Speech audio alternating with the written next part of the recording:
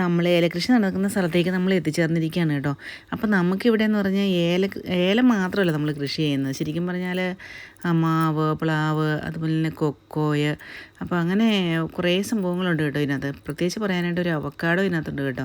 അപ്പോൾ അവക്കാഡോ ഇനി അതിൻ്റെ ഫലമൊക്കെ ആയതിന് ശേഷം ഞാൻ അതിൻ്റെ ഒരു വീഡിയോ ഇടാം കേട്ടോ. അപ്പോൾ അതിന് മുമ്പ് അതിൻ്റെ പഴങ്ങളൊക്കെ ഉണ്ടായിരുന്നു. അപ്പോൾ ആ സമയത്ത് നമ്മളിതിൻ്റെ പഴമൊക്കെ പറക്കി കൊടുക്കുകയൊക്കെ ചെയ്തു. അന്നേരം ഒന്നും വീഡിയോ ഒന്നും ഇടാനായിട്ട് സാധിച്ചില്ല.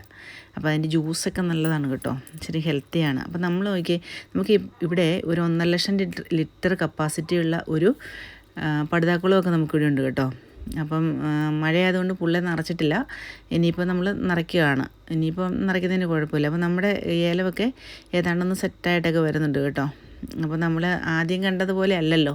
അപ്പോൾ നമുക്ക് കുറേ പണികളൊക്കെ നമ്മളിവിടെ ചെയ്തിട്ടുണ്ട്. അപ്പോൾ നമുക്ക് ഈ സ്ഥലത്തെന്ന് പറഞ്ഞാൽ ഈ ഏലം മാത്രമല്ല, നമുക്ക് കുറച്ച് ഔഷധ ചെടികളും കുറച്ച് ഇതുണ്ടോ കാന്താരി, അങ്ങനെ ഇങ്ങനെയുള്ള സംഭവങ്ങളൊക്കെ നമ്മൾ ഇതിനകത്ത് നട്ടിട്ടുണ്ട് കേട്ടോ.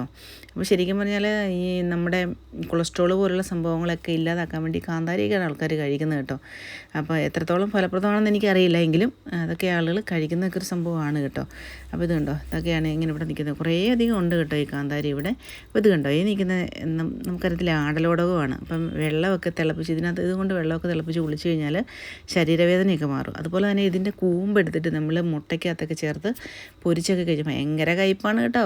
കഴിച്ചു കഴിഞ്ഞാൽ നമ്മുടെ ചുമയൊക്കെ മാറും. അപ്പോൾ അതൊക്കെ നല്ലൊരു ഔഷധമാണ്.